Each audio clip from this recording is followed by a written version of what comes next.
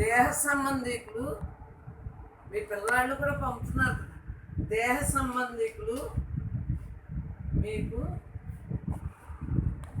ఆ అవకాశం వచ్చింది. ఇంతకన్నా ఏంటన్నా అదే అదృష్టం అంటే. అదృష్టం అంటే ఏమీ కాదు. అదృష్టం అంటే బ్రహ్మంగా ఉండటం అదృష్టం, మళ్ళీ జన్మకు రాకుండా, అదే అదృష్టం. మళ్ళీ ఆ అదృష్టానికి కూడా మీ ఇంట్లో వాళ్ళు మిమ్మల్ని పంపుతున్నారంటే ప్రతిరోజు మరి ఒంటికి వాళ్ళకి దండం కూడా పెట్టలేదు. దండం పెట్టుకోవాలి. దేవుడు ప్రత్యక్ష దేవుడు, సూర్యుడు అలాగో, మొగుడు అంతే అనుకుని పెట్టుకోవాలి. సూర్యుడు లేడా, గాలి లేదా, నీరు లేదా, నిప్పు లేదా, ఆకాశం లేదా, భూమి, పంచభూతాలు ఎలాగో సూర్య భగవానుడు అలాగే ప్రత్యక్షం. ఏది ఇక్కడ గాలి లేకపోతే నీకు చల్లటి తెచ్చుకోతుంది. ఇక్కడ ఉడుగ్గాలు ఉంటే ఫ్యాన్కి ఉడుగ్గాలు ఎత్తుకుంటుంది. ఇవన్నీ మనలోని అగ్ని ఉంది కదా, మనలో అగ్ని ఉంది కదా. కూర్చున్నా ఇలా కూర్చుని అగ్ని ఉంది కదా మనలోని. అగ్ని ఉండబట్టే కదా అరుగుతుంది. మరి గాలి అంటే శ్వాస ఆడుతుంది కదా. ప్రాణం ఉందా లేదా ఇప్పుడు మనకు ఉంది. ఉచ్ఛ్వాస నిశ్వాసాల ద్వారా చక్కగా జరుగుతుందా లేదు. చెడును పంపేసి కార్బన్ డైఆక్సైడ్ని ఆక్సిజన్ తీసుకుంటాను ప్రకృతి ద్వారా. మరి ఇదంతా మనకి బ్రహ్మ పై నుంచి శాస్త్రాల నుంచి బోట్క నీళ్ళ వరకు మనకి ఇంత పని చేసి పెడతా అంటే ఇంకేం రోగం అంటున్నా, ఇంతకన్నా ఇంకేంటంటున్నా. ఇది తెలుసుకుని చక్కగా ఆచరిస్తున్నారా లేదా. మీకు ఈ బజార్కి ఎంత చెప్తా ఇప్పుడు వస్తున్నారు కాబట్టి తెలుస్తున్నాయి. ముఖ్యమైన పని చేసేసుకుంటున్నారు. దేహానికి ఏం కావాలో అవి కొనేసుకుని కట్టేసుకుంటున్నారు, బతికేస్తున్నారు. మరి ఎంతకన్నా అదృష్టం ఏంటంటే, అదృష్టం అంటే పరిమితులు లేని అదృష్టం. ఇది మామూలు అదృష్టమా? రోజు పొద్దున వస్తున్నారు, సాయంత్రం వస్తున్నారు, పొద్దున వస్తున్నారు, సాయంత్రం వస్తున్నారు. మీకు అసలు ఇంక మైండ్ కూడా లేదు కదా, మనస్సు ఆలోచన లేదు కదా. మనస్సు లేని స్థితే జీవన్ముక్త స్థితి. మనస్సు ఉంటే నేను అరే రామన్నా లోపల గుయ్యి గుయ్యి ఆమె నరికెత్తాను, నీళ్ళు పొడి చెప్తానంటే పైకి మీకే అరే రామ, నాకు మీరు బాగుపడటానికి అరే రామ నేను పత్రం అయిపోతాను. నా లోపల భావన వేరుగా ఉంది కదా. నాకు మరి జన్మలు రావేంటి? స్వర్గానికి వెళ్ళి మళ్ళీ నరకానికి వెళ్ళవచ్చు. ఏ పాళ్ళు ఎక్కువగా ఉంటే అక్కడికి వెళ్ళాలంటారు కదా. మనం తనువు, ధనము, మనస్సు బ్రహ్మార్పణంగా ఉంచుకోగలుగుతాం. ఏది ప్రాప్తమైతే అదే అనుకుంటున్నాం. అలాగే నిజంగా మనస్సు ఆలోచన లేకుండా ఉంటున్నామంటే ఇంతకన్నా ఏంటి చెప్పండి. మన మగవాళ్ళు ఏం చెప్తే అది వండేస్తున్నాం, తినేస్తున్నాం, అయిపోతుంది. అక్కడ దేహ డ్యూటీ సెకండ్లో చేసేది. మరి ఎంత తేలిగ్గా బతుకుతుంది ఈ బతుకు. మనం పుట్టాక ఉందా? మనకి రాతే ఉందయ్యా, బ్రహ్మ ఉందయ్యా. ఇంకా మనకు భూతకాలం లేదు, భవిష్యత్ కాలం లేదు. ప్రారంధాలు లేవు, ఆగాములు లేవు, సంచుతారు. ఇప్పుడు ఉన్నదాన్ని బ్రహ్మంగా చూసేస్తాం, జరిగేదాన్ని. జరగబోయేదాని ఆలోచన లేదు.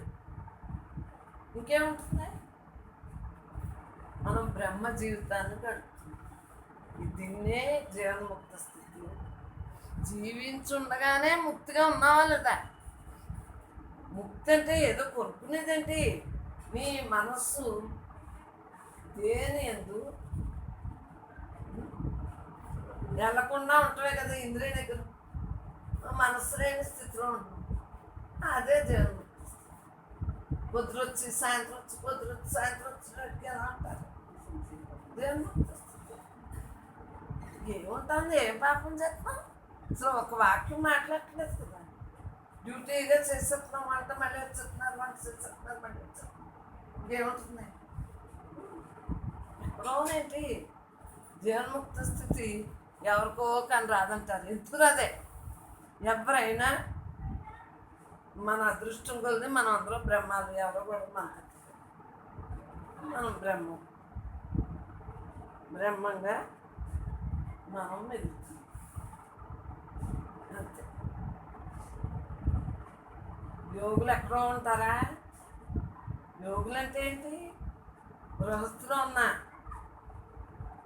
యోగంతో ఉంటాం, బ్రహ్మ విద్యతో ఉంటుంది, మామూలు విద్య కాదు. నేను బ్రహ్మాను, అందరూ బ్రహ్మస్సులు, అంతటా బ్రహ్మ. ఎంతకన్నా ఇది అనాలి అంటే ఎంత పెట్టి పుడితే మన మనస్సులో ఈ భావన ఉంటుందో చూస్తాం. అన్నదమ్మా, పాపం ఉంటే అన్నది. మన పుణ్యాత్మం కాబట్టి మన మనస్సు ఒప్పుకుంటుంది. లేకపోతే మనస్సు ఒప్పుకుంటుంది. ఏదో ఊరు సోది ఎత్తమంటుంది, దేహం సోది ఎత్తమంటుంది, ప్రపంచం సోది ఎత్తమంటుంది. మనం ఎంతో అదృష్టవంతులం కాబట్టి అదృష్టాలుగా అదృష్టం అంటే ఏంటి? మంచిదనే కదా. ఇంకెంతకన్నా మంచిది ఇంకేముంటుంది? ఇంతకన్నా గొప్పది ఇంకేముంటుంది? బ్రహ్మం తప్ప రెండో భావం లేకుండా ఉన్న యథార్థంతో ఇంతకన్నా ఇంకేంటి? బ్రహ్మార్పణమైన జీవితాన్ని గడుపుతుంది. మనస్సు విషయచింత మానేసి విషయచింతచే విషయాసక్తి కోరిక కలుగును, కోరిక వలననే క్రోధము కలుగును, క్రోధము వలననే విస్మృతి కలుగును, విస్మృతి వలననే బుద్ధినాశము సర్వనాశమని శ్రద్ధగా వినోయి పాదాయోచింపానేలా. పరమాత్మను తెలిపద పాదాయోచింపానేలా. కృష్ణ పరమాత్మ అర్జునుడికి ఆ యుద్ధరంగాన్ని వచ్చింది. దేనివల్ల వచ్చింది? ఆశ. విశేషంతో దేనికి వచ్చింది? ఆశ. దేని మీద ఆశ? ఈ బాహ్యం నిజం అనుకుని ఇంకా ఇంకా ఏదో ఏదో ఉండాలని, అన్నీ నాకే కావాలని ఉండడానికే కదా. విషయం అంటే ఏంటే మన మీద మనకి ఎన్ని విషయాలు వచ్చి విషయ చింత. ఎప్పుడైతే నువ్వు విషయాన్ని చింతించావో విషయ చింత విషయాసక్తి ఆశ వల్లే కదా. ఎవరైనా గుప్పుడు మెత్తది వచ్చింది. విషయ చింత అంతా దేనికోసమే కదా? ఈ లేని వాటి కోసమే కదా. ఈ ఉన్నదానికేమో మనకంటే సత్సంగానికి వచ్చాక ఇది ఉందా ఇది లేనిదే అని తెలిసింది కదా. విషయాసక్తి వల్ల ఏమైంది? కోరిక కన్నా వాళ్ళకి ఇది ఉంది, వాళ్ళకి ఇది ఉంది, వీళ్ళకి ఇది ఉంది, ఆసక్తి పెరిగిపోయింది. ఇంకా ఆ కవులు ఈ కవులు, ఆ టీవీలు, ఆ సినిమాలు, మీకు అర్థమైందా? అవన్నీ ఎందుకు చూడకూడదంటారు. చూడకూడదని చూడకూడదు, నిషేధించాలి మనసు. కానీ మేము ఎలా ఉంటాము? చూసి చూడలేనట్టు ఉంటాం కాబట్టి మాకు లోపలికి వెళ్తుంది. కాబట్టి ప్రపంచంలోకి వెళ్ళినా ఏమి మాకు అంటుంది. అర్థమైందా? ఊరికే ఏదో నోటితో అంటాం కానీ లోపలికి వెళ్తాం.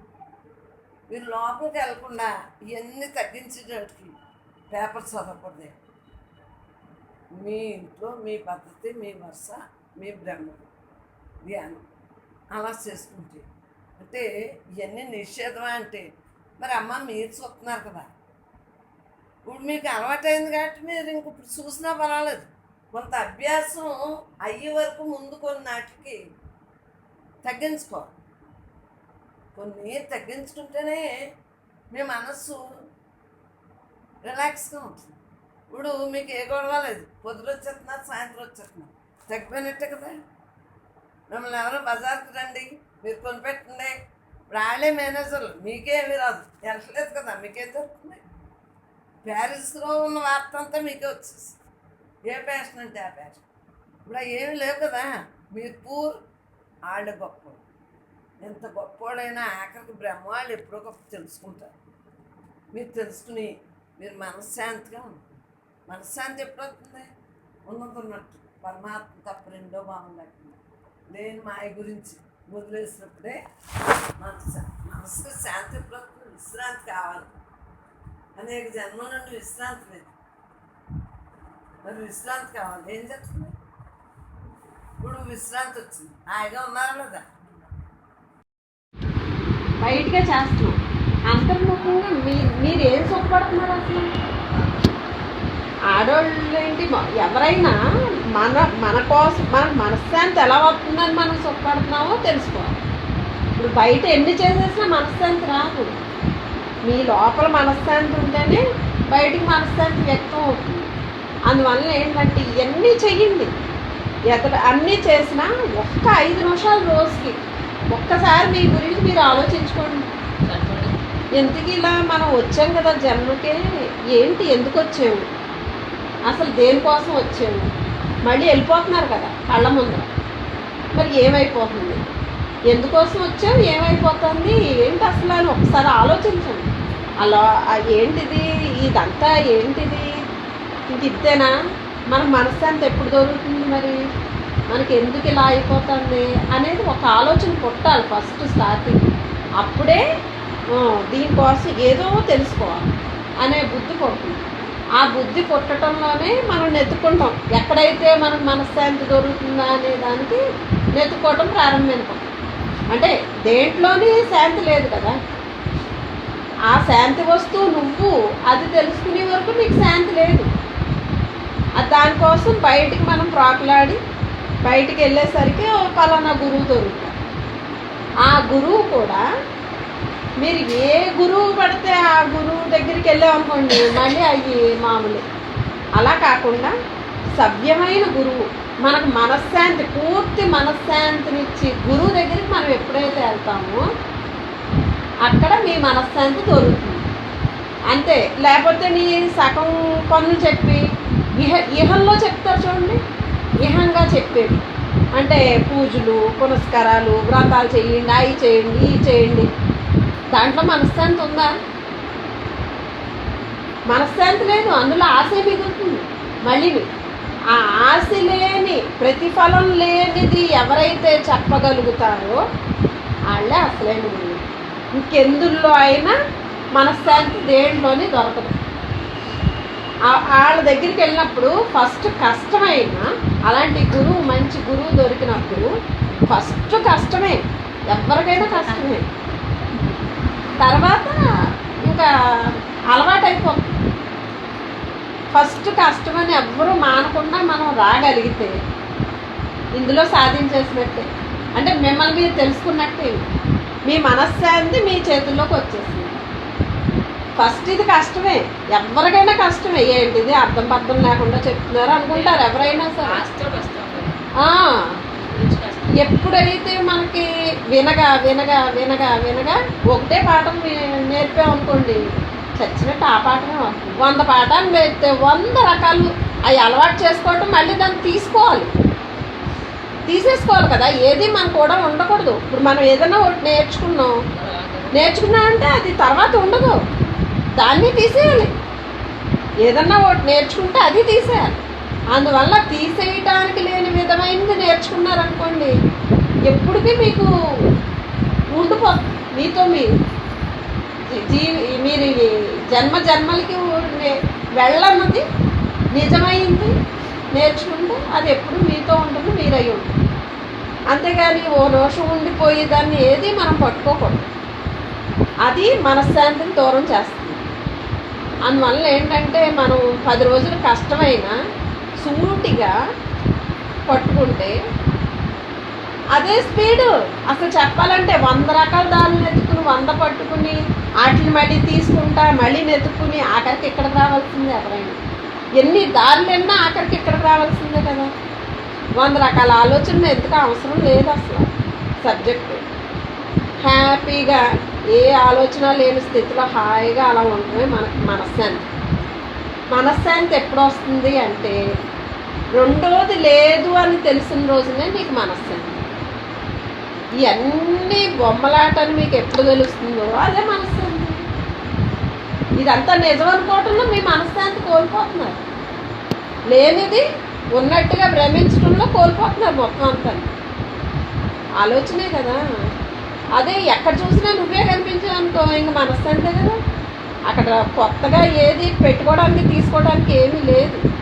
అందువల్ల మనశ్శాంతి ఎక్కడ దొరుకుతుందో అదే అసలైన తత్వం. రెండోది లేదు అసలు. అందువలన ఇక్కడికి మీరందరూ ఓ రోజు వస్తున్నారు, రెండో రోజుని మూడో రోజుని పనులు స్పీడ్గా చేసుకుని మరీ వస్తున్నారు. ఎందువల్ల మనశ్శాంతి ఉంది, ఇక్కడ ప్రశాంతత ఉంది. అందువల్ల ఎవరు వదలట్లేదు అసలు. ఇక్కడికి వచ్చిన వాళ్ళు ఎంత కష్టమైనా ఇంట్లో పడుతున్నారు కానీ వచ్చేస్తున్నారు. అదే మీరు ఇంకోటి అనుకోండి, ఇంత మనశ్శాంతి ఎక్కడ దొరుకుతుంది? దొరకదు అసలు. విషయం ఉన్న చోట మనశ్శాంతి దొరకదు. అసలు విషయమే లేదు, నువ్వు తప్పితే. అసలు రెండోది ఉంటే విషయం వస్తుంది, రెండోదే లేదని తెలుసుకున్న రోజు మనశ్శాంతి. హ్యాపీగా కోరుకుండదో ఏముండదో, ఎప్పుడు మనశ్శాంతే. కోరుకుంటేనే కదా మనశ్శాంతి చెడిపోయింది, కోరిక లేకపోతే ఏ గొడవ ఉండదు. అందువల్ల ఇక్కడికి అందరూ కూడా ఓ రోజు రెండు రోజులు కష్టమైనా మనశ్శాంతి ప్రారంభమై ఎవ్వరూ వదలదు. ఇక్కడికి వచ్చిన వాళ్ళు అందరూ ఇంకా పట్టుదల, ఇంకా దీంట్లో ఆనందం. మనశ్శాంతి అంటే ఏంటి? ఆనందం. ఆనందం పెరిగి కొద్దీ ఎవరు వదలరు. ఇంక ఇక్కడికి వచ్చి అలవాటు అయ్యింది, ఇంటి దగ్గర కూడా అలా ఉండటం ప్రారంభమవుతుంది. ఫస్ట్ ఇక్కడ అలవాటు అయితేనే కదా, లేకపోతే ఇంట్లో ఎలా వస్తుందో తెలియదు. అందువల్లనే ఇక్కడికి కంపల్సరీ వస్తేనే కుదురుతుంది, లేకపోతే రాదు. ఇప్పుడు మన సొంత వైద్యం ఎలా కుదురుతుంది కదా? డాక్టర్ దగ్గరికి వెళ్ళి వైద్యం చేయించుకుంటేనే అవన్నీ కుదురుతాయి. ఇంట్లో సొంత వైద్యం చేసుకుంటే కుదిరితే కుదరదు. అలాగే ఇక్కడికి వస్తేనే అవన్నీ కుదురుతాయి. ఇంకా మీకు సమస్థితి ఎప్పుడైతే మీకు వచ్చిందో అప్పుడు మీ ఇష్టం. మీరు ఎక్కడున్నా ఒకటే, ఎలా ఉన్నా ఒకటే, వచ్చినా ఒకటే, రాకపోయినా ఒకటే, ఏదైనా ఒకటే. ఎందుకంటే ఆ స్థితి రావాలి. ఆ స్థితి వస్తే ఇంకా దేనికి మీకు సంబంధం లేదు. ఫస్ట్ ఈ శరీరానికి ఇది కావాలండి, తెలుసుకోవాలంటే ఇది కావాలి. ఇక్కడికి రావాలి, తెలుసుకోవాలి. మీరు మీ అనుభవంలోకి వచ్చాక మీ ఇష్టం. మీరు ఎక్కడికి వెళ్ళినా మీ వెన్నంటే అదే ఉంటుంది తప్పితే మీరు ఉండరు. ఇంకా మీరే లేరని తెలుసుకున్నాక ఇంకేమి ఉండదు. ఎక్కడికి వెళ్ళినా అదే కదా ఉండేది. బ్రహ్మమే, మనమే బ్రహ్మ. ఎప్పుడైతే బ్రహ్మస్థితి మనకు అలవాటు అవుతుందో అంతటా బ్రహ్మస్థితే కనిపిస్తుంది. ఇంకేముంటుంది? ఎక్కడికి వెళ్ళినా ఏం చేసినా ఏ గొడవ ఉండదు. అందువల్ల ఇక్కడికి కంపల్సరీగా మీకోసం మీరు ఈ జన్మకు వచ్చిన దాన్ని వృధా చేసుకోకూడదు. అది పుట్టిందే దీనికోసం అందరూ, కానీ మనం వేరే వాటికి ఉపయోగిస్తాం. పుట్టింది దీనికోసం, జన్మ తరించుకోవడం కోసం పుట్టాం మనం. కానీ దీన్ని చూడటం అనేసి పక్కే అన్నీ చూస్తున్నాం. ఈ కళ్ళు బయటకు కనిపించేదే కనిపిస్తుంది, లోతున్న లోపల ఉన్న అంతర్ముఖమైన నేత్రంతో ఎవరు చూడట్లేదు. ఈ లోపల ఉన్నదాన్ని మీరు ఎప్పుడైతే చూడగలుగుతారో ఇంకా బయట ఉన్న దాంతో పని ఉండదు. ఈ బయట ఉన్నంతసేపు లోపలికి వెళ్దాం. ఆ రెండిట్ల మధ్యన సంఘర్షణ ఇక్కడే తీరుతుంది. అది సత్సంగమే ప్రధాన ఆయుధం. మీ మనసును కంట్రోల్ చేయాలంటే సత్సంగం ఉండాలి, కంపల్సరీ ఉండాలి. సాధన లేకుండా ఎవరు వెళ్ళలేరు కదా. ఇక్కడ ఒక గంట విన్నదే మీకు రోజంతా మననమై సత్సంగంలో మీ మనసుని గట్టిపడుస్తూ ఉంటుంది, దృఢపడుస్తూ ఉంటుంది అన్నమాట. ఏంటి? నేను బ్రహ్మాన్ని అనేది అన్ని దృఢపరచడం కోసమే సత్సంగం. ఎప్పుడైతే ఇక్కడికి వచ్చి అది దృఢపడ్డాక ఇంకా మీరు ఎలా ఉన్నా పర్వాలేదు. అందువలన దృఢపడటానికి మాత్రం ఇక్కడికి రావాల్సింది. ఆ స్థితి వచ్చే వరకు ఇక్కడికి ఉండవలసింది. అది వచ్చాక ఎక్కడున్నా మీకే తెలిసిపోతుంది, ఎక్కడున్నా ఒకటే అని. కానీ దానికోసం ఎవ్వరూ కూడా వచ్చిన ఎన్నో జన్మల సుకృతానికి మానవ జన్మకు వచ్చింది, దాన్ని వృధా చేసుకోవద్దు. వచ్చిన దాని పని మానేసి పక్కాట్లకి అసలు వెళ్ళొద్దు. చెయ్యండి, శరీరానికి చెయ్యండి, రోజంతా చెయ్యండి. ఒక్క గంట మీకోసం మీరు కేటాయించు, మిగిలినంతా వెచ్చించండి బయటికి. మీ ఇంట్లో వాళ్ళ కోసమే కాదు, ఎవరి కోసమైనా సరే ఈ శరీరాన్ని దారిపోయండి. ఒక్క గంట మీకోసం మీరు ఆలోచించుకోండి. ఎందుకంటే మీకోసం మీరు ఆలోచించుకుంటేనే మీకు జీవన్ముక్తి లభిస్తుంది, లేకపోతే లభించదు. అంటే మీకు మీరే అనే తెలియబడుతుంది అనమాట. అప్పుడు ఇంకా బాగా చేస్తారు. అసలు పనులు చేయమనుకుంటారు ఇక్కడికి వచ్చిన వాళ్ళు అందరూ. బాబాయ్ దీంట్లో పడితే చేయలేని పెద్దవాళ్ళు అందరూ మాండి చెప్తారు. అది తప్ప అసలు ఇంకా బాగా చేస్తారు ఇక్కడికి వస్తే. అందువల్ల ఏంటంటే కంపల్సరీ ఇక్కడికి వీలు చూసుకుని మీకోసం మీరు రావాలి. ఎవరో కోసం కాదు, మీకోసం మీరు. కొంచెం ఎవరైనా స్వార్థం తెలుసుకుంటే దీనికి ఈ స్వార్థాన్ని ఎవరైనా సరే ఉపయోగించుకోవాలి. అంటులు వచ్చారంటే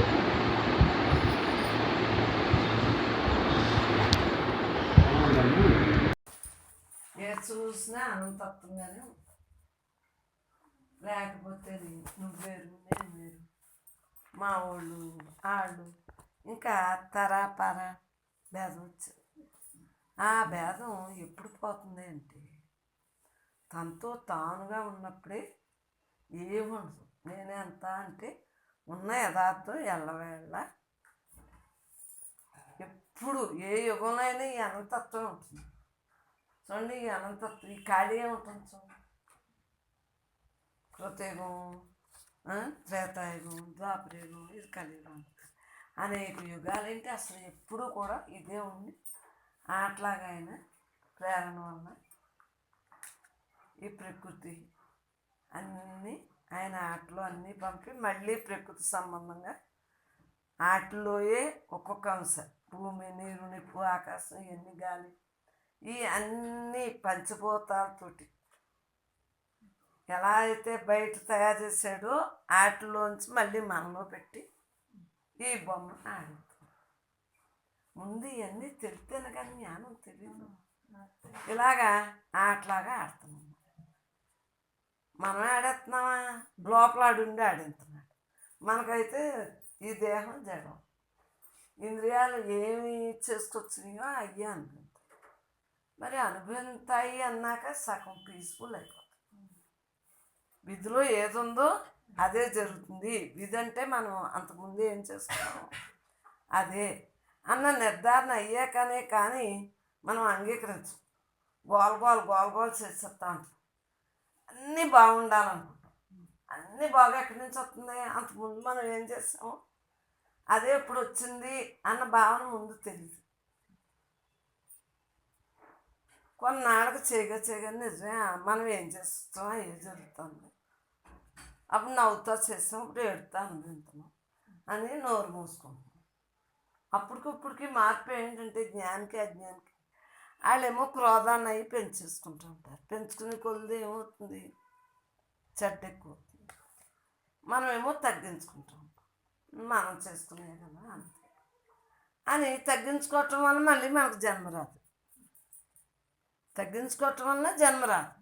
పెంచుకునే కొద్ది ఏమవుతుంది? జన్మలకు కారణం అవుతుంది. ఏమన్నా నువ్వు తిట్టావు ఇంకా అలా మన ఇష్టం వచ్చినట్టు వాళ్ళని అనేటప్పటికి మందని మనకు తెలియదు కదా.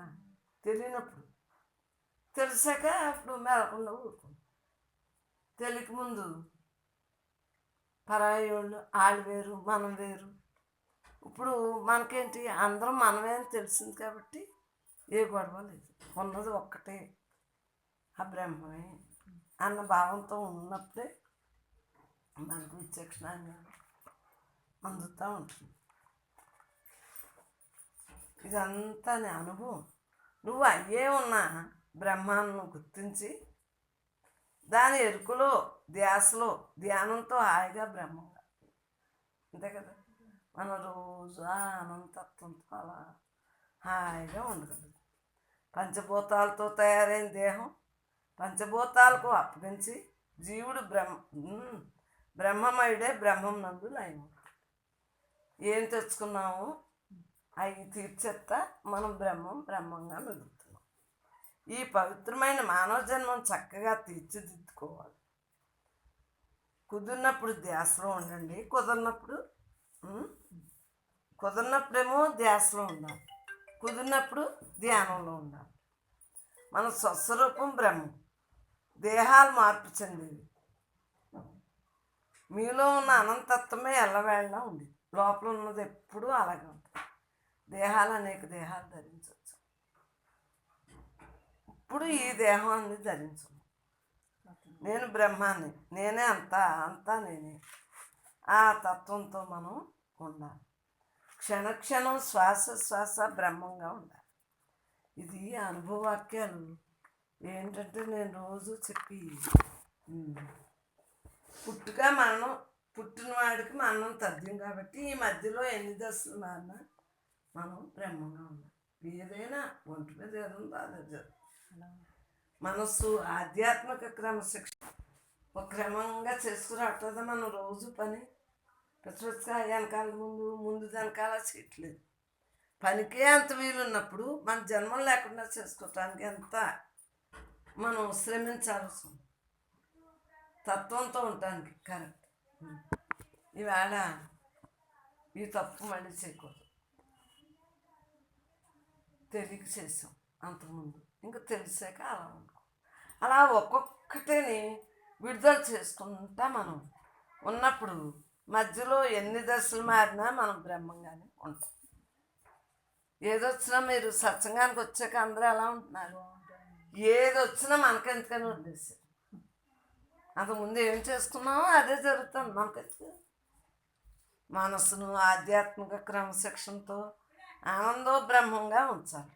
కన్ను మూసినా కన్ను తెరిసినా ఆనందతత్వం అలా ఉండాలి. కన్ను తెరిసి అలా ఈ అనంతత్వాన్ని చూడాలి. కళ్ళు మూసి ఈ అనంతత్వాన్ని చూడాలి. ఎప్పుడు ఇంక ఈ అనంతత్వాన్ని చూసినప్పుడు నామరూపం గుణం కూడా ఉండవు. లేకపోతే ఉంటానే ఉంటాయి. ఏది చూసినా అనంతత్వాన్ని చూడండి. రోజు రోజుకి ఇంకా ఇంకా బ్రహ్మంగా ఉండాలి. ఏది చూసినా నువ్వు బ్రహ్మే, నేను బ్రహ్మే, ఆడు బ్రహ్మే. నామరూప గుణాలు చూడడం కాబట్టి ఇది చంద్ర గారు పాప అనుకున్నాను ఇది తీసుకొస్తే ఇది నవ్వినా సరే. అంటే అక్కడ ఏం చూసాను? ఊరికే బ్రహ్మంగా చూసి ఏది వాళ్ళైతే అది అనేస్తాం కదా అనేసాను. అంటే నేను చూడటమేమో బ్రహ్మంగా చూశాను. వాళ్ళేగానమ్మా మీ చెల్లిగా పాప అనేస్తే ఇది 5 నెలలు అన్నా సరే తత్వాన్ని చూడండి. రోజు రోజుకి ఇంకా ఇంకా బ్రహ్మంగా ఉంది. నామరూప గుణాలు దాటి అనంతత్వాన్ని చూడండి. ఆనందో బ్రహ్మంగా ఉంది. చెప్పిన మొక్కలే ఇవన్నీ. ఎల్లవేళ కృషితో ఉండండి. అవసరార్థం పాత్రను వాడాలి. మరి వంట వేసేసినప్పుడు అవి పాత్రను వాడాలి కదా. దాన్ని మళ్ళీ ఇలా మైండ్లో పెట్టుకుని అప్పుడు ఆ పని చేసేస్తాను. రోజు ఉండి వంటనే ఇలా పెట్టేసుకుని కళ్ళెదురుండా అవన్నీ ఏమేమి అన్నీ మొత్తం మీద బుర్రలో పెట్టేసుకుంతో అలా ఉండాలి. లేకపోతే మనకే అనర్థం, జన్మలో ఖాయం అవుతుంది. ఏంటంటే డ్యూటీ చేస్తాం, ఇంకా అసమానం అదే పని ఏంటి. మన గురించి మనం చూసుకోవాలి కదా. మన లోపల ఉన్న అనంతత్వంతో అనంతత్వంగా చూసుకోవాలి. పైకి దేహానికి ఆ డ్యూటీ చేసేస్తాం అంతే. ముందు వెనుక పైన కింద బ్రహ్మ. ఎక్కడ చూసినా వెనక చూసినా అనంతత్వం, ఎదురు చూసినా అనంతం. ఈ పక్కన ఆ పక్కన పైన కింద ఎటు చూసినా అనంతత్వమే. చరాచర జగత్తు బ్రహ్మమే ఉన్నది.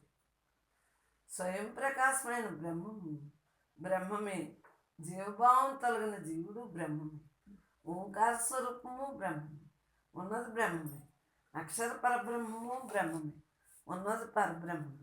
ఆత్మస్వరూపుడు నేనే అన్నది పరమపదం. నేను శుద్ధ నిర్గుణ స్వరూపుడు, నేనే సర్వాధారుడు. నాకంటే వేరుగా ఏమీ లేదు, ఏమీ లేదు. 14 లోకాలు బ్రహ్మే. అన్నీ ఈ ఖాళీ ఉంటుంది. ఈ లోకంలో మనం ఎలా ఉన్నాం, లోకాలన్నిట్లో ఆ లోకానికి తగ్గట్టు ఉంటారు అంతే కదండి. పూర్వం రాజ్యాలు ఉన్నాయి, ఇప్పుడు రాజ్యాలు లేవు కదా. అలాగే ఏ టైంలో ఏది ఉంటే అది ఈ ఖాళీలోనే అన్నీ జరుగుతున్నాయి. అలా మార్పు చెంది అన్నీ. సత్యం జ్ఞానం అనంతం బ్రహ్మ. గురు శిష్యులు ఇద్దరూ బ్రహ్మ. నీలో లేదా, నాలో లేదా, మన అందరిలో లేదా, ఉన్నది బ్రహ్మ. శుభాశుభాలు బ్రహ్మే, లాభ నష్టాలు బ్రహ్మే. నీవు కేవలము నీవు లేవు, నేను లేను, ఇతరమేమీ లేదు, ఉన్నది కేవలం పరబ్రహ్మ. బ్రహ్మమే జగత్తుకు సాక్షి అయిన పరమానంద స్వరూపమైన బ్రహ్మం నేనే అంతా సాక్షిభూతుడైన నాకు ఏ అవస్థలు లేవు. నేను కాలాతీతుడు, గుణాతీతుడు, రూపాతీతుడు అయి ఉన్నాను. ఉన్నదంతా పరమాత్మే అని మనం తెలుసుకున్నాం కాబట్టి అనంతత్వంగా ఉండాలి. బ్రహ్మమే అక్షరం, అంతే కదా. ఈ సమస్త జీవులు, సమస్త లోకాలు అన్నీ కూడా భగవంతుడే కదా. లేకపోతే మనం ఆకాశం మీద పడిపోవట్లేదు.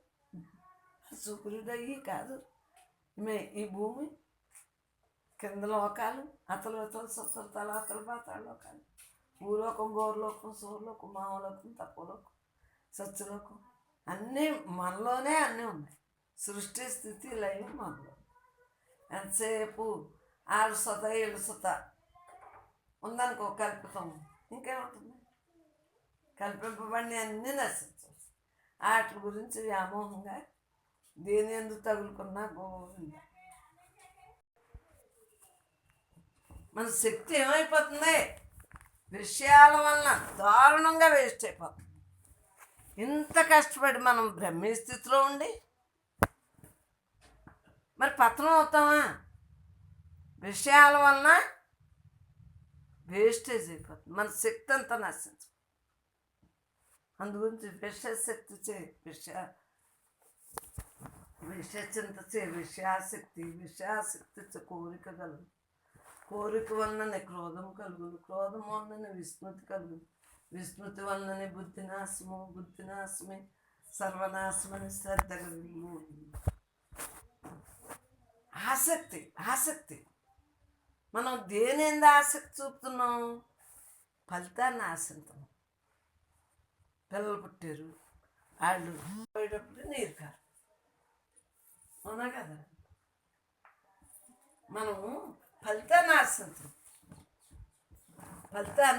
ఆశిస్తాం. విశ్వాసక్తి చూపితే విషం అయిపోతుంది. మన శక్తి అంతా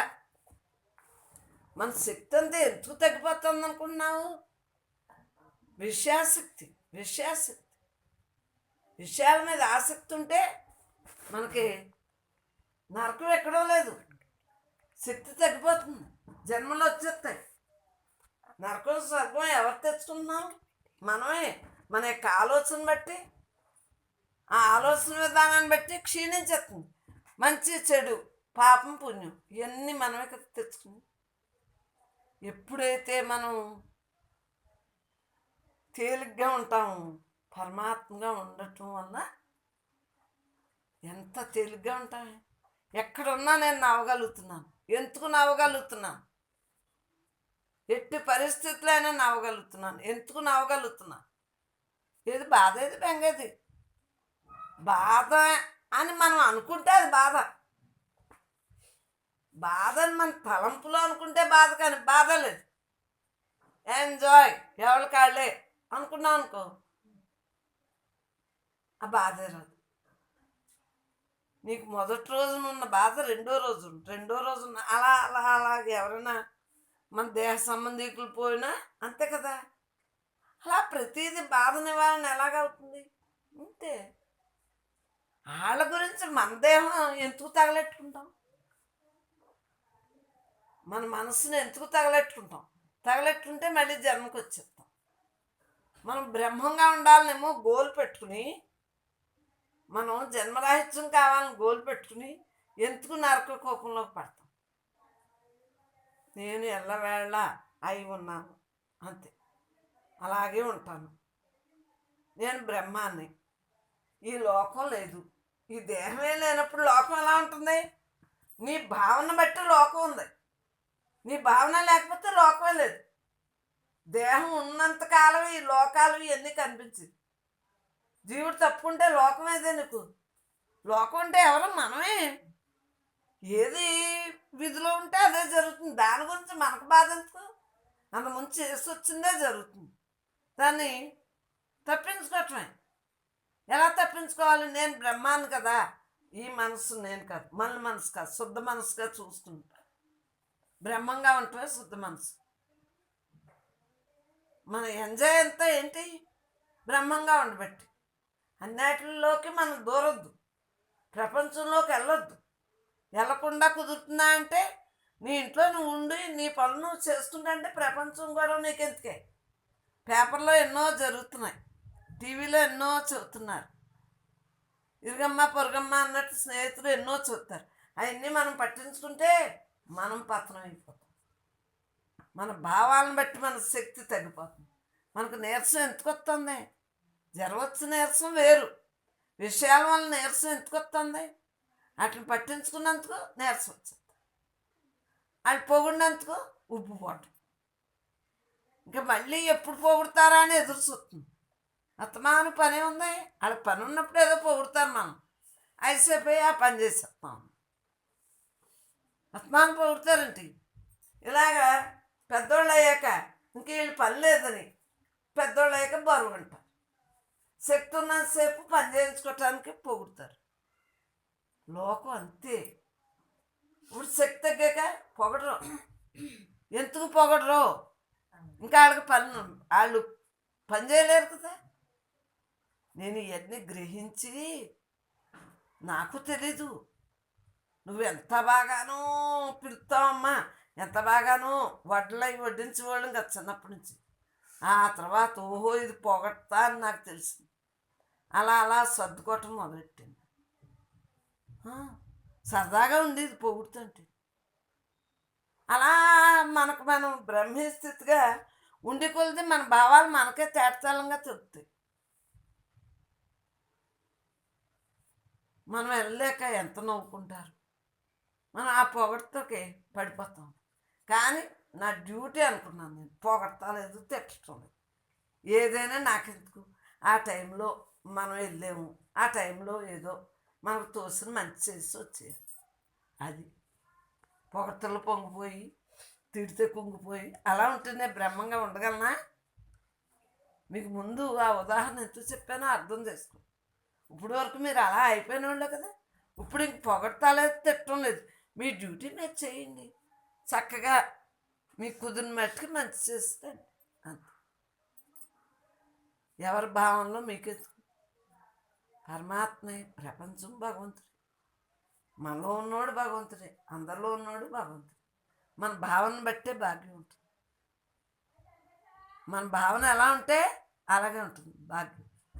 అసలు దేని ఎందు కరోడాలా ఉండాలి, అప్పుడు మనకు బలం వచ్చేస్తుంది. నేను బ్రహ్మాన్ని అయినప్పుడు నాకేంటి, నేను జ్ఞాన్ని, బ్రహ్మజ్ఞాన్ని, బ్రహ్మవిద్య నేర్చుకున్నాను, నేను పరమాత్మ స్వరూపాన్ని అని అందరిలో ఆ పరమాత్మగా చూస్తే వాళ్ళ భావనలు మీకెందుకు గుర్తొస్తాయి? నామ రూపం గుణం చూడకండి. ఈ జన్మలో పని అయిపోవటానికి మొత్తం అన్నీ స్వాహ అయిపోయింది నీకు, అవునా కదా? ఈ జన్మలో ఇదే ఆఖరి జన్మ నీకు, ఇంకెందుకంటే ఏమీ లేదు నీకు. ఇది ఆఖరి జన్మ కాబట్టి అప్పు ఇచ్చిన వాళ్ళకి వడ్డీకని ఇచ్చిన వాళ్ళు ఎగ్గొట్టి అయ్యి అన్ని రకాలుగానే ఎందుకు అలా అయినాయి అంటే ఇది ఆఖరి జన్మ. కానీ నా రోజున నీరు పోతాడు పోయాడేంటి, అందు గురించి ఎలాగైనా బతుకుతావు. దేనికోసం బతుకుతున్నావు? బ్రహ్మంగా ఉండటానికి బతుకుతున్నావు. ఈ మానవ జన్మని నువ్వు నీ సుకృత జన్మగా భావించి పరమాత్మగా మిగులు. తప్పదు. ఎందుకు? మనం ఏడ్చినా రాదు, నవ్వినా రాదు, ఇంకా వేస్ట్. ఆ రెండు మానేసి మన టైం వేస్ట్ లేకుండా కుదిరినప్పుడేమో ధ్యానం చేసుకుందాం సుఖాసనంతో, కుదిరినప్పుడు ధ్యాసనం. ప్రతి ఒక్కళ్ళోనమ్మా అసలు కష్టం లేకుండా జీవుడు పుట్టడు తెలుసా? మనిషి అంటే పుణ్యం పాపం, పుణ్యం ప్లస్ పాపం రెండు సమానంగా ఉంటేనే మానవ జన్మ వస్తుందని పెద్దలు అంటారు. ఎవరో అంటే విన్నాను నేను. తప్పదు. పుట్టేసే ఇంకెందుకు? మనం బతుకున్న నాళ్ళు కూడా ఎంజాయ్గా ఉండాలి. అవి మనల్ని ఏం చేస్తాయే? వరదలో ఉప్పెన్లో అవన్నీ మనల్ని ఏం చేసినాయి? అవి వచ్చినప్పుడు ములుగుతాయి, అవన్నీ ఆ ఏడాది పంటలు పోతాయి. మళ్ళీ బతకటం మానేస్తున్నావా? చచ్చిపోతున్నావా? ఆ టైంలో కష్టమే, ఉపాధి గడపటం కష్టమే. కానీ అలాగే ఉండిపోవట్లేదు కదా. 86లో వరద వచ్చింది, అలాగే ఉండిపోయామా? అంతే. మనం ఏదైనా మనకి ఆది భౌతికము, ఆది భూతము, ఆది దైవికము అని అనేక రకాలుగా ఉంటాయి ఒడిదుడుకులు. ఎలవాళ్ళు వచ్చేస్తే చూడు, సడన్గా పంటలన్నీ ఏమైపోతాయి. మరి ఆది దైవికం ఇంకెంతసేపు మనం వీటిని మనం అవునన్నా కాదన్నా వచ్చి అన్నీ ఉంటాయి. ఈ భూకంపాలు, ఉప్పెళ్ళు, వరదలు మరి కాలానికి వస్తున్నాయా లేదా? ఆ నదులకి, ఆ సముద్రాలు, నదులు పొంగిపోయి సముద్రానికి ఉప్పెళ్ళయి మరి ఎలా అవుతున్నాయి? అగ్నిపర్వతాలు ఇవన్నీ ఎలాగవుతున్నాయి? అవన్నీ దాని ధర్మం అయ్యి పంచభూతాలు చేసుకునే పనులు అయ్యి. మరి గాలివాన లేకుండా ఉంటే అన్ని మొక్కలు అలాగే ఉంటాయంటే. ఇప్పుడు మీకు సంశయం రావచ్చు, ధ్యానం ఎంతకాలం చేయాలమ్మా అని అమ్మని అడగాలనుకుంటారు. ధ్యానం ఎంతకాలం చేయటం అనేది అది మీ మనోమౌనాన్ని బట్టి ఉంటుంది. ఎందువలన జీవలక్షణాలు తొలగి పరమాత్మగా మిగలటానికి ధ్యానం చేయాలి. చక్కగా అలా తైలదారులాగా ఉండగలుగుతారు, మనోమౌనంలో ఉండగలుగుతారు. ఇది అభ్యసించగా పరమాత్మగా మిగలటం. అలా మిగిలేటప్పుడు ఏమవుతుంది? వ్యవహారంలో ఉన్న జీవలక్షణాలు లేకుండా పరమాత్మగానే ఉండగలుగుతారు. అందు గురించి ధ్యానం ఎన్నాళ్ళు చేయాలి అని మీరు అడిగితే నేను చెప్పలేను. ఎవరి అభ్యాసం ఎంత బాగుంటే, ప్రయత్నలోపం లేకుండా చేసుకుంటే వాళ్ళకంత త్వరితంగా బాహ్యమని అంతర్ముఖమని లేకుండా రెండూ సమస్థితిలోకి వచ్చింది. మరి మాకు చిన్నప్పటి నుంచి ఆ ధ్యానం చేయబట్టే కదా రెండూ సమస్థితి. మీతో మాట్లాడుతూ ఉన్నా సమాస్థితిలోనే ఉంటుంది. మళ్ళీ ధ్యానంగా ఇలా సుఖాసనం వేసి కూర్చున్నా సమాస్థితిలాగా ఉంటుంది. కారణం ఏంటి? అభ్యాసం. ప్రయత్నలోపం చేయకుండా మీ వయసులో మీరు ఇప్పుడు బాగా తీవ్రంగా చేసేసుకుంటే ఆ తర్వాత శరీరం ఎటువంటి పరిస్థితుల్లో ఉన్నా కూడా ఈ ధ్యానమే అందుతుంది. అది నా అనుభవం చెబుతుంది. ఎందుకంటే మాకు ఎక్కువ కూర్చోలేకపోయినా పర్వాలేదు. ఎందుకంటే మమేక అవ్వం. ప్రపంచమును ఉట్టిదేని తెలిసాక, మిథ్యని తెలిసాక దేని ఎందు మమేక ఉంటుంది? దేని ఎందు ఉంటుంది. దేహం ఉంటుంది, ఇది మిథ్య, దేహం మిథ్య, ప్రపంచం మిథ్య. అందువలన ఎలా ఉంటుంది? అసలైన నేను ఒక్కటే నిజం, సత్యమని తెలిసింది. కాబట్టి ఇది తెలుసుకోవటానికి ధ్యానం తప్పనిసరిగా అవసరం. ధ్యానం చేయగా మనోమౌనంగా ఉంటుంది. ఆ మనోమౌనంలో చూసినా చూడలేనట్టు, విన్నా వినలేనట్టు, మాట్లాడినా మాట్లాడలేనట్టు అసలు స్పందనే ఉండదు. మాకు ఊరికే ఎలా అంట అని మర్చిపోతాం. ఎందుకు మర్చిపోతాం అంటే దాని ఎందుకు తాదాత్మ్యం లేదు. బ్రహ్మ ఎరుపులోనే ఉంటాం కాబట్టి దేని ఎందుకు మమేకం అవ్వం. ఎంత నశించిపోయే కదా, వాటి గురించి మనం ఆలోచించింది ఏమీ అవ్వదు, జరిగితే జరుగుతుంది. అందువలన తేలిగ్గాను అలాగా అలా అని విడుదలగాని ఉంటాం అన్నమాట. ప్రతిదీ ఏదొచ్చినా అలా విడుదలైపోతుంది, లోపలికి వెళ్తాం. ఎందువల్ల వెళ్దాం? ధ్యానం చిన్నప్పటి నుంచి చేయబట్టి లోపలికి ఏ విషయాలు అవును లేదు కాదు లేదు, అసలు రెండూ వెళ్ళదు. ఎందువల్ల అంత ఇదంతా క్షణికం. ఈ క్షణికం గురించి ఎందుకు ఏమి ఉండదు కదా. అందు గురించి దేని ఎందు కూడా ఊహామాత్రంగా కూడా ఏముంది. కానీ అన్నీ మాట్లాడేది, పట్టులేని మాటలు మాట్లాడేది. అందువల్ల పట్టులేదు కాబట్టి అది జీరుగులో పట్టదు. పట్టుంటే అది మనస్సు అయిపోతుంది. మనస్సు లేని స్థితిలో మాట్లాడుతున్నాం, తింటున్నాం, చేస్తున్నాం. అసలు దేని ఎందైనా కనెక్షన్ ఎక్కడైనా ఆగిందా? ఈ యొక్క జీవితంలో పిల్లలను భర్తను ఏది మానేస్తాం? మీరు వచ్చినా ఏం మానేస్తున్నాం? మాట్లాడుతున్నాం కానీ మాట్లాడట్లేదు. మీరు ఆలోచించండి. మీ అందరితో మాట్లాడుతున్నాం సత్సంగం, కానీ మాట్లాడట్లేదు. అంటే లోపల ఏమీ లేదు కదా. ఊరికే ఏమంటే అది మాట్లాడేస్తాను బెమ్మం. లోపల స్పందన లేక మాట్లాడినట్టే కాదు. మీరు ఏం చెప్పినా విన్నట్టు ఉంటాయి ఈ రెండు చెవులు. కానీ లోపల ఈ మమేకం లేదు కదా. ఇదంతా ఉంటుంది మిథ్య మిథ్య మిథ్య. అంటే భ్రాంతి అన్నమాట. ఉందా అంటే ఉంది, లేదు అంటే లేదు. ప్రపంచం ఉందా అంటే ఉంది. ప్రపంచ భావంలో ఉన్నప్పుడు ఉన్నట్టే ఉంటుంది. అతీతంగా ఉన్నప్పుడు ప్రపంచం లేనట్టు ఉంటుంది. సేమ్ ఉండదే రోజు మాకు. గిరగదా తిరిగేస్తాం, ఉంటాం, చేస్తాం, కానీ అసలు లోపల ఏముంటుంది. దేహం ఉందా అంటే ఉంది.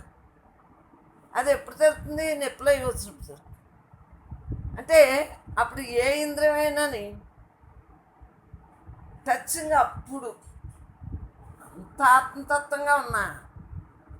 మళ్ళీ చూడు, మనసు ఉన్నప్పుడేమో ఇంద్రియం టచ్చింగ్ అయ్యి ఏం చేస్తుంది? నొప్పి నొప్పి అంట.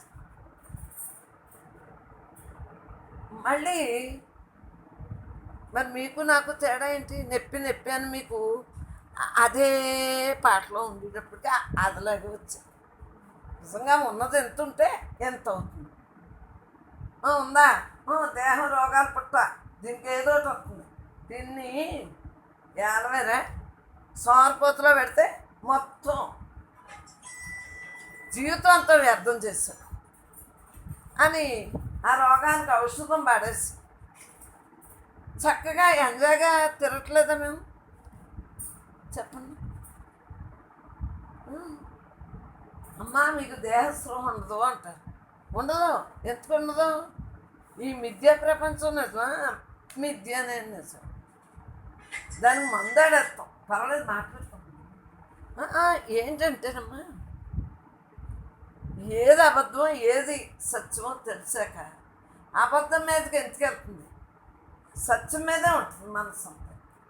ఆ మనసు శుద్ధ మనసుగా ఉండి, బ్రహ్మ మనసు అంటే శుద్ధ మనసు. అంటే ఆధ్యాత్మికత తప్పించి అసలు రెండో మాట లేకుండా చేశారు. చూడు అసలు రోజులు ఎలా మరి క్షేమికులే కదా. మరి దేంట్లోనే మమ్మీకు లేదా పొద్దున సాయంత్రం ఎలా ఉండగమ్మా?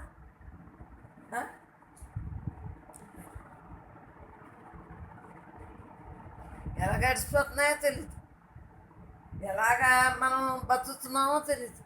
అంటే తెలియకుండానే అన్నీ జరుగుతున్నాయంటే దాని ఎందు ఊహామాత్రంగా సంభాషణ లేదు. అమ్మో దాని గురించి చెప్పుకుంటే ఏం చేస్తుంది? దాని మీద చెప్పుకోమని చెప్పుకోకుండా నేను బ్రహ్మాను కదా, బ్రహ్మంగా ఉంటాను. అందరు బ్రహ్మంతో ఆనందంగా కేరింతలో ఉంటాం. మనందరూ బ్రహ్మస్వరూపులే కదా. ఎవరి విధి ఆడది, ఒకరి విధి ఒకరికి ఉండదు. చక్కగా ఆనందో బ్రహ్మగా మిగులుతుంది.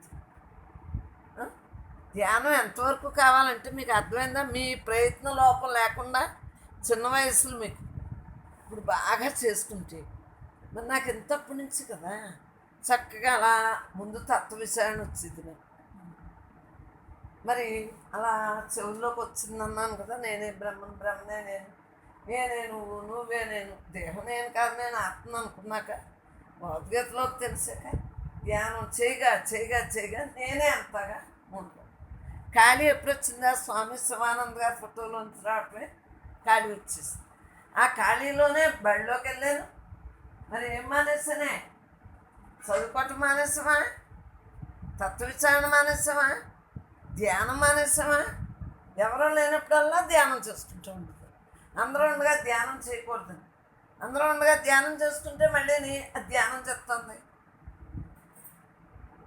మళ్ళీ అక్కడ రజోగుణం తెప్పించేస్తారని ఎవరో లేనప్పుడు ఇచ్చేస్తాం. అలాగా దొంగసాటుగా చేయాలి. ఆధ్యాత్మికం అందరికి వెల్లడయ్యేటట్టు ఉండకూడదు. ఇప్పుడు ఇంక ముసలోళ్ళు సత్సంగం పెట్టుకున్నాం, ఇప్పుడు అందరూ ఎదురుకుండా ఇలా చేసుకున్నాం అనుకోరు. ఇంట్లో అంతలాగా మా బాబాయ్కి అమ్మకి కూడా తెలియదు. మధ్యాహ్నం చక్కగా చదివేసుకున్నావా, ధ్యానం చేసుకున్నాం, మళ్ళీ లెక్కొట్టి టైంకి మళ్ళీ మా అమ్మకు పడుకుని ఉంటుంది. పక్క బాబారా ఇళ్ళగా నువ్వు లేచే ఉన్నదానికి ఏముంటుందా? లేచే ఉంటుంది. మాకు రాత్రి పగలని తేడా అనేది ఎప్పుడు రెండింటికి లెక్కొట్టిన పువ్వులాగా ఉంటుంది. ఏది లెక్కొడుతుంది? అలారంలా లెక్కొట్టారు. మనకి ఎంతసేపుని మాకు అర్ధరాత్రి కూడా అయిపోతాయి. మరి పగల రాత్రి అని ఎంత తేడా ఉన్నదంటే దేహం అలుపుతుంది కదా, ఇంద్రియాలు కొంత అలుపుతాయి కదంటే, అంతే ఒక కునుకు లాగేస్తుంది. ఆ కునుక అయిపోయాక ఇంకేమో ఇక ఇలా అనేటప్పటికి మొత్తం అయిపోతుంది. మరి బ్యాటరీ డౌన్ అవ్వకుండా ఎంచుకుంటున్నాం చెప్పు. మీకు బ్యాటరీ భగవంతుని సృష్టిలో మనమంతా భాగస్వాములం. భగవంతుని సృష్టిలో మనమంతా భాగస్వాములం. మానవుని మనుగడ కోసం భగవంతుడు ఈ ప్రకృతిని సృష్టించాడు. నిరాకారుడైన భగవంతుడు ఈ ప్రకృతి అంతటా వ్యాపించి ఉన్నాడు. 84 లక్షల జీవరాశులు అన్నిటి యందు అంతర్యామిగా ఉన్నాడు. ఇదంతా భగవంతుని లీలా విలాసం. అజ్ఞానంలో ఉన్న మానవులు అధర్మాన్ని చేస్తూ, అసత్యాలను పలుకుతూ, స్వార్థపూరిత జీవితాన్ని గడుపుతూ, ప్రారబ్ధ కర్మకు లోనై అనేక వేల సార్లు జనన మరణ చక్రంలో గిరగిరా తిరుగుతున్నారు. వారికి వారు జ్ఞానాన్ని తెలుసుకోవడం అసంభవం కాబట్టి భగవంతుడే జ్ఞాని రూపంలో అవతరించి స్వస్వరూప అనుభవ జ్ఞానానంద విశేషం చేత అంతా నేనే అని తెలుసుకుని ఆత్మానందంతో జీవిస్తూ తనను ఆశ్రయించిన వారందరికీ ఆత్మజ్ఞానాన్ని బోధిస్తూ లోకంలో సద్గురువులుగా అవతరిస్తున్నారు.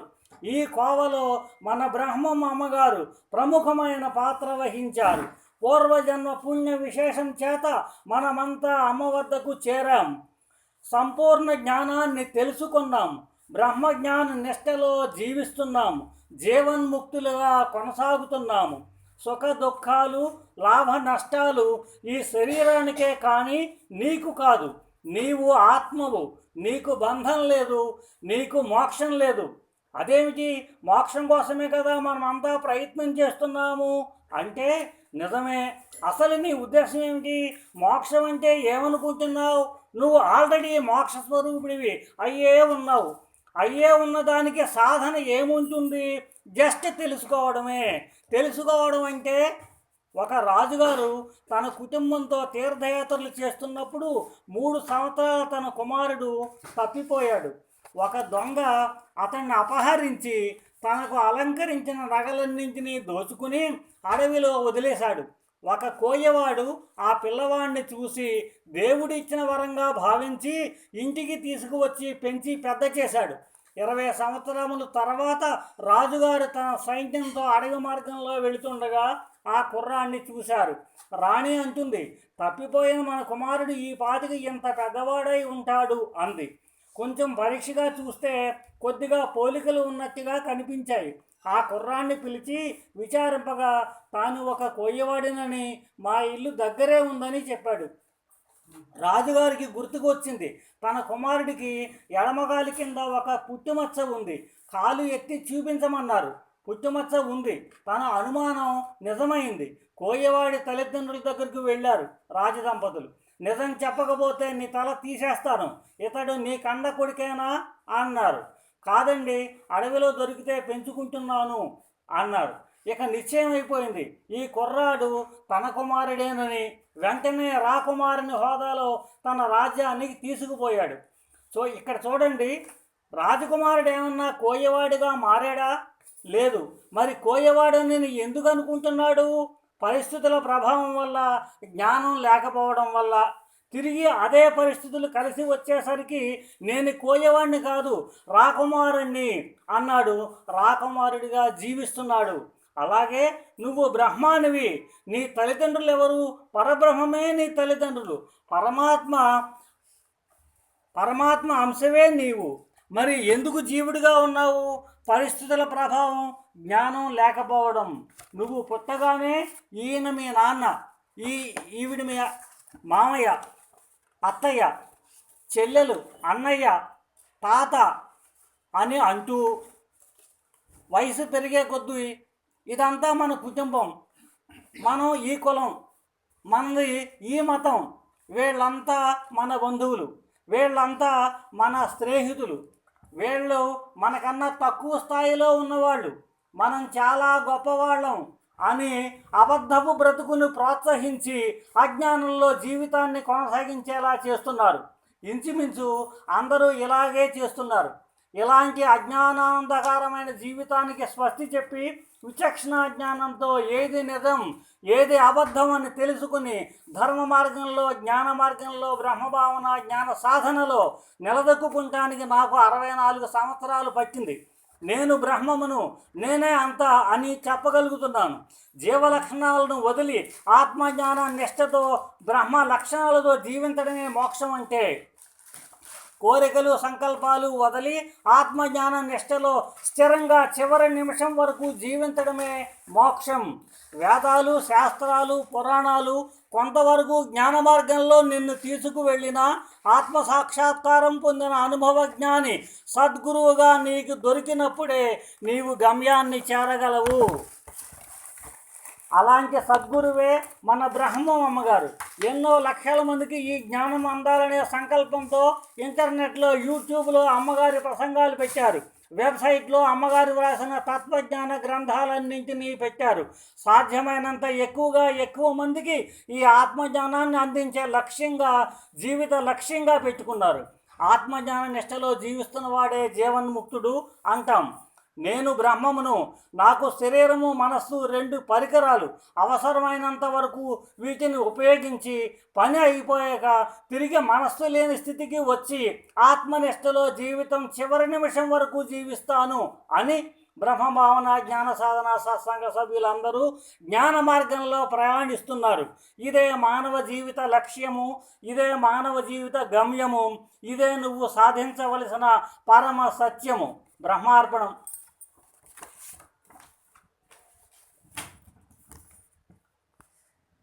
బానిస అయితే మళ్ళీ జన్మించడం ఖాయం. మనస్సుకు బానిస అయితే మళ్ళీ జన్మించడం ఖాయం. విధిలో ఏముందో అది జరుగుతుంది. నువ్వు ఆలోచించి చేయాల్సింది ఏమీ లేదు. సంచిత ఆగామి ప్రారంధ కర్మలన్నీ సంపూర్ణంగా నశించాలి. అలా నశించాలంటే నువ్వు అన్నింటినీ సాక్షిగా చూడాలి. వచ్చేవి వస్తాయి, పోయేవి పోతాయి. ఏమీ పట్టించుకోకూడదు. మనం పడవలో ప్రయాణం చేస్తున్నప్పుడు మన చుట్టూ నీళ్లు ఉంటాయి. అవి పడవను ముంచలేవు. కానీ ఆ నీళ్లు పడవలోకి వస్తే ప్రమాదం. ముందు పడవ ములుగుతుంది, ఆ తర్వాత నువ్వు కూడా ములుగుతావు. అలాగే నీ చుట్టూ అనేక సమస్యలు ఉన్నా అవి నిన్నేమీ చేయలేవు. కానీ నీవు ఆ సమస్యలను మనస్సులోకి తీసుకున్నావంటేనే ప్రమాదం. ఆ సమస్యల వలయంలో ఇరుక్కుని అధోగతి పాలవుతావు. ద్వంద్వాతీత ఆత్మతత్వంలో స్థిరంగా ఉండాలి. కనిపించే ప్రపంచం నిజం కాదని, ఆంతర్యంలో ఉన్న బ్రహ్మమే నిజమని, అదే నీవై ఉన్నావని, నీలో ఏ శక్తి అయితే ఉందో అదే శక్తి అందరిలోనూ అంతటా నిండి ఉందని సమదృష్టితో, ఆత్మదృష్టితో జీవించాలి. జీవితాంతం బ్రహ్మభావనతో జీవించాలి. నేను బ్రహ్మమును, నేనే అంతగా సాధన చేయాలి. మనస్సును దాటినవాడు మాత్రమే పరమాత్మగా మిగలగలడు. మనస్సును దాటాడు అని నీకు ఎలా తెలుస్తుంది? కోరికలు, సంకల్పాలు ఉన్నాయా? నేను ఎక్కువ, వాడు తక్కువ అనే భేదభావాలు ఉన్నాయా? లాభ నష్టాలకు, సుఖ దుఃఖాలకు స్పందిస్తున్నావా? ఆకర్షణలకు లోనై మనస్సు చంచలంగా ఉందా? అన్నింటికీ నో అనే సమాధానం వస్తే నీ మనస్సు అంతర్ముఖం అవ్వడానికి సిద్ధంగా ఉంది అని అర్థం. అంతర్ముఖమైన మనస్సు ఆత్మను సంధిస్తే, ఆ ఆత్మ ఆనంద ప్రకాశంలో మునిగితే ఇక బాహ్య ప్రపంచం వైపు పరుగు పెట్టదు. ఎందుకంటే అంతర్ముఖమైన ఆత్మానందంలో ఉన్న ఆనందం బాహ్య ప్రపంచంలో ఎక్కడ వెతికినా లేదు కాబట్టి. ఇక నీవు స్థిరంగా బ్రహ్మనిష్టలో నేనే బ్రహ్మమును అన్న నిశ్చయంతో జీవిస్తావు. ఇదే జీవన్ముక్తి, ఇదే జన్మరాహిత్యము, ఇదే మానవ జీవిత లక్ష్యము. బ్రహ్మార్పణం.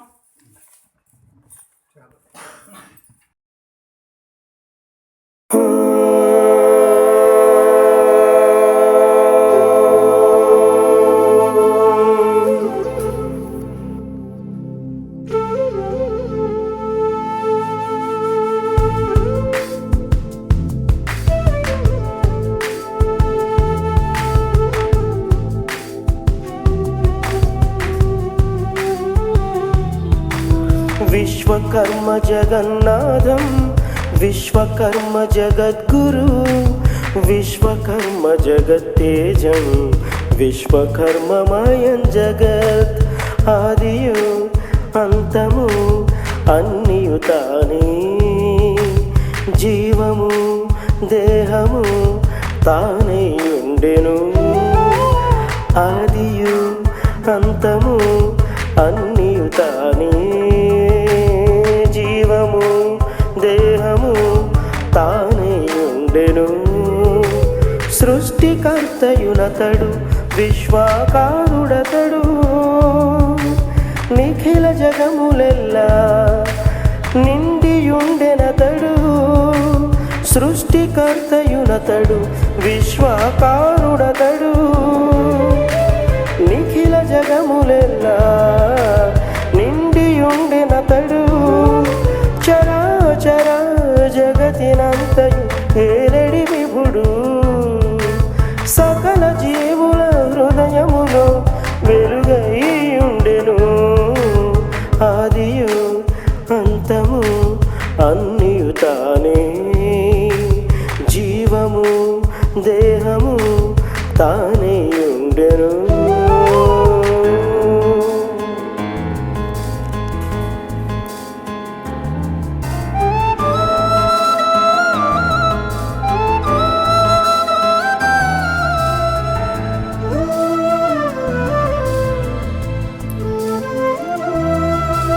అండపిండ బ్రహ్మాండమూర్తి అతడు,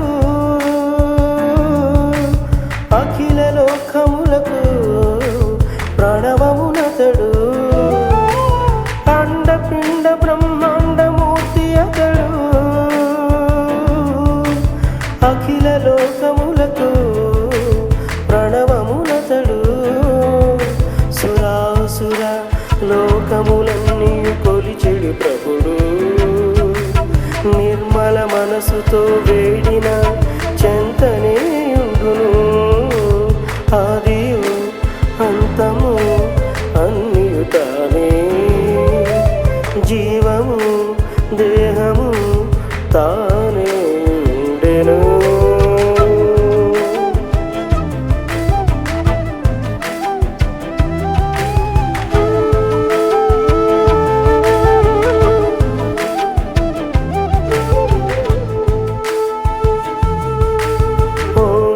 బ్రహ్మమూర్తి పరంజ్యోతి ప్రభవించే, భూమి జలాకాశ తేజు వాయు నక్షత్ర మండలముల కన్నా ముందు సూర్య చంద్రులతని నయనములై వెలుగ సహస్ర శీర్షముల సహస్రాక్షుడతడు సహస్రపాదుడు.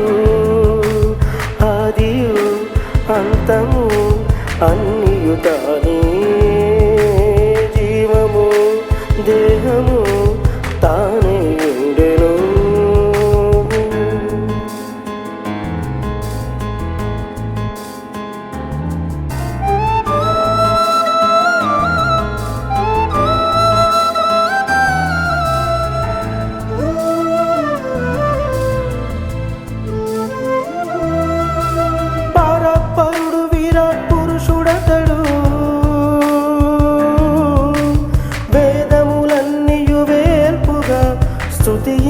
స్థుతించెనట పరపరుడు విరాట్ పురుషుడతడు వేదములన్నీయు వేల్పుగా స్థుతించెనట హే పరబ్రహ్మమూర్తి విశ్వకర్మ నమోస్తుతే హే పరబ్రహ్మమూర్తి విశ్వకర్మ నమోస్తుతే తల్లియు నీవే తండ్రివి నీవే దైవము నీవే తల్లియు నీవే తండ్రివి నీవే దైవము నీవే విశ్వకర్మ నమోస్తుతే విశ్వకర్మ నమోస్తుతే